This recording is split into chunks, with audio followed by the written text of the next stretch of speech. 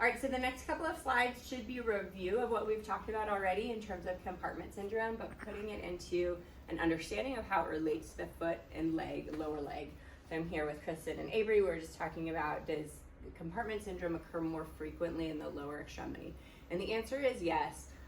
You will definitely see compartment syndrome more frequently in the lower extremity comparatively to the upper extremity, specifically the forearm or the thigh. And part of that is because you're weight bearing all the time and it's an area that's more exposed or vulnerable to trauma.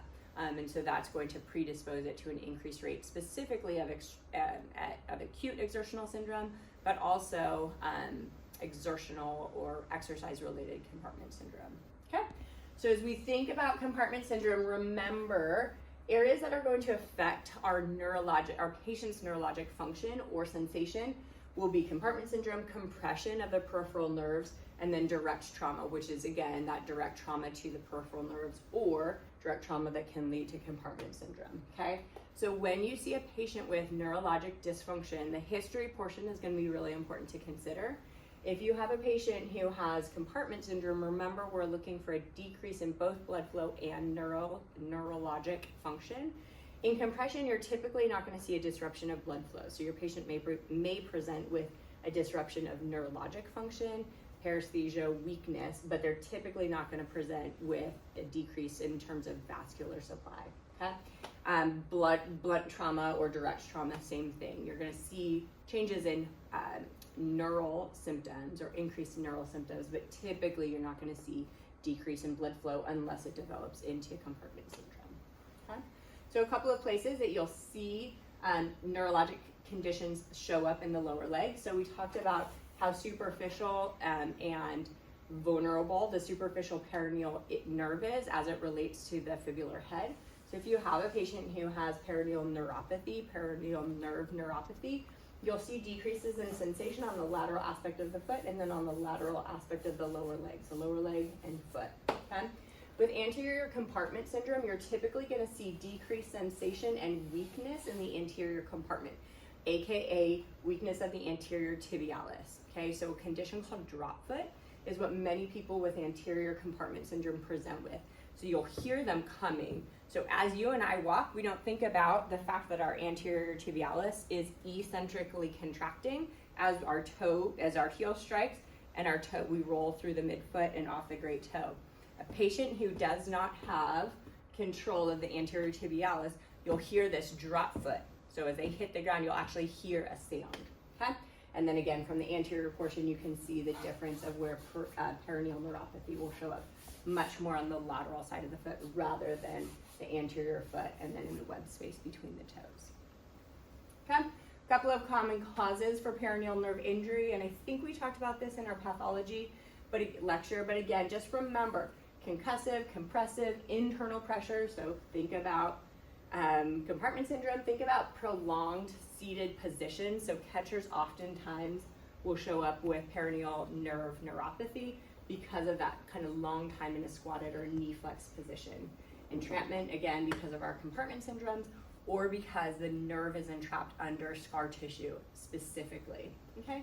And then traction, you can have patients show up with peroneal neuropathy due to a varus force at the knee, so there's a tension or a tension load on the peroneal nerve as it passes behind the knee. Okay?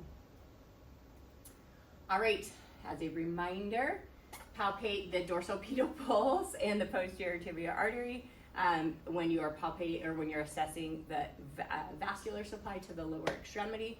Okay, so as I watched a number of you guys on Thursday, yesterday, do your lower extremity assessment.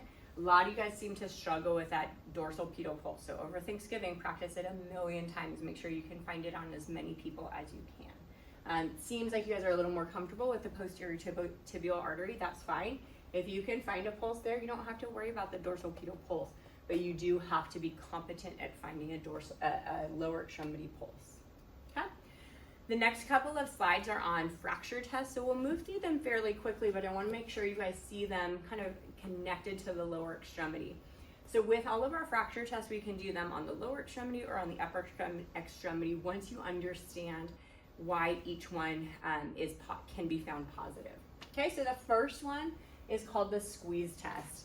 The squeeze test can be done anytime you have two parallel bones to each other. So in the lower leg, we're talking about tibia and fibula. In the upper extremity, we're really talking about ulna and radius. It's really the only places in our body outside of metatarsals and metacarpals where we have long bones that are parallel to each other. Okay, so with this squeeze test, you're going to identify, and I love this slide because I think it shows it better. So if my fracture is in the distal third of my fibula, my compressive or my squeeze force is coming on the proximal aspect of my patient's lower leg, okay? So the goal with a squeeze test is not to come directly over the site of suspected fracture, but to come either above it or below it, okay? So if my fracture is up here, closer to the head of the fibula, I'm gonna palpate down farther, closer to the tib-fib joint, the distal tib-fib joint, okay?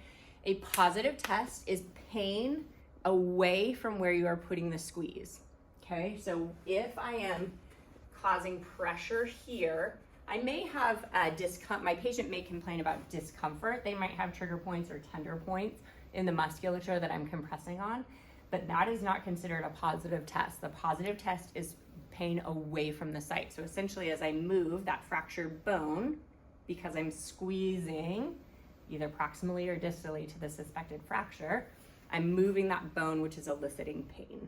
Okay, so that is the squeeze test. The osculatory percussion test we practiced in class, or I demonstrated in class a little bit ago. I asked you guys to practice. I'll demonstrate it for you guys one more time. But with the osculatory percussion test, you're gonna need a tuning fork and a stethoscope. Okay, so you can only perform the osculatory percussion test on a bone that has two bony landmarks that you can palpate and put the diaphragm of the stethoscope and the tuning fork on. Okay, so the lower extremity provides lots of opportunities to use the osculatory percussion test. Okay, so we'll, I think I demonstrated last time on the fibula, so I'll demonstrate on the tibia. Okay, so two really good anatomical landmarks, tibial tuberosity, medial malleolus, right? So if I suspect my patient has a tibial fracture,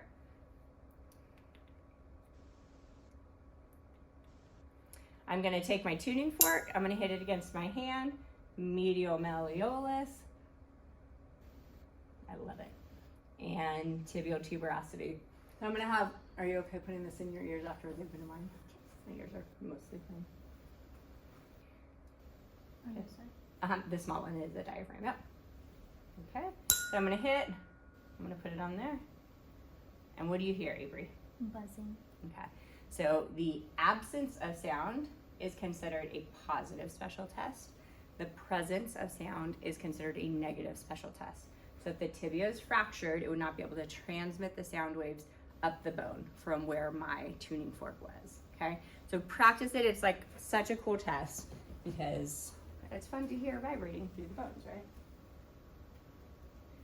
All right, the bump test, you'll have your patient in a supine position. So go ahead and lay down for me. You're gonna grasp the heel of the side of the foot with the suspected fracture, and you're gonna provide a bumping mechanism through the calcaneus, okay? Your patient will report if there's any pain in the lower extremity.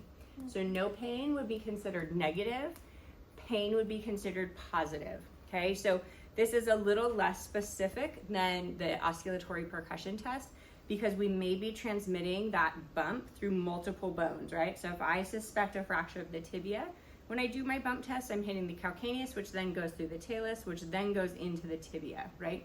So it's not a direct contact or direct bump, but it can be very helpful, okay?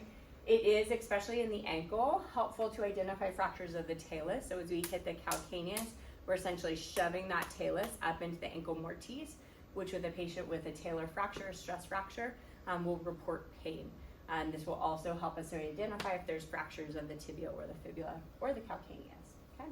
You guys we've talked about the use of tuning fork, but you can confirm your findings using the tuning fork, or one of my personal favorites, if you're in a clinic, is using ultrasound. All right. So here's a picture of our bump test. You can do it in a seated position. I think you get a better point of contact when your patient is supine.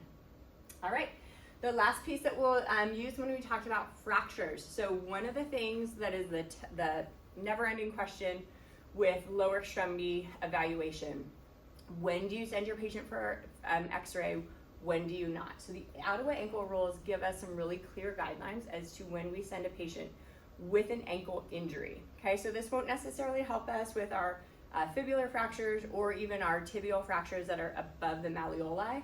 But if you have a patient who has a pretty severe ankle sprain, you always should do the Ottawa ankle rules because of the potential of avulsion fractures. That's really what we're trying to identify here. Is there an avulsion fracture at the ankle? Okay, so here's the rules. Okay, if your patient is unable to walk more than 4 steps immediately after injury, okay, so they roll their ankle on the court or on the field, they hop up, they're able to walk 4 steps, okay, that is probably an indication that they do not need to get an x-ray. If they cannot walk 4 steps, they like try to put their weight on it, kind of collapse under it, that's called a positive finding and they're likely going to need an x-ray, okay? Then we want to palpate in zones A, B, C, or D, and I would say all of those you should palpate all 4 of those, okay? So zone A is going to be the distal aspect of the fibula. You can see they recommend the distal 6 centimeters. So you want to palpate all the way down to the base of the fibula, okay? So avulsion fractures are oftentimes going to come off of the base of the fibula. So palpate through there all the way up to about 6 inches above the distal aspect, okay? We're also going to palpate at the base of the 5th metatarsal, okay? So remember your peroneal brevis inserts into the base of the 5th. So if you have a forceful inversion mechanism, there's a really good chance that you can create an avulsion fracture at the base of the 5th. On the medial aspect of the foot, you're going to palpate the distal 6 centimeters of the tibia all the way down into that medial malleolus. And then you're going to palpate the navicular, okay? So if you have pain in any of those 4 regions with palpation, I would recommend following up with a tuning fork. Okay, so do palpation with your hands first, then you're welcome to follow up with a tuning fork if your findings are a little bit fuzzy. If you have pain with palpation and or your patient is unable to walk 4 steps following the injury, they should be sent for x-rays. I guess that's all I have on this one. Those are your fracture special tests. Thank you.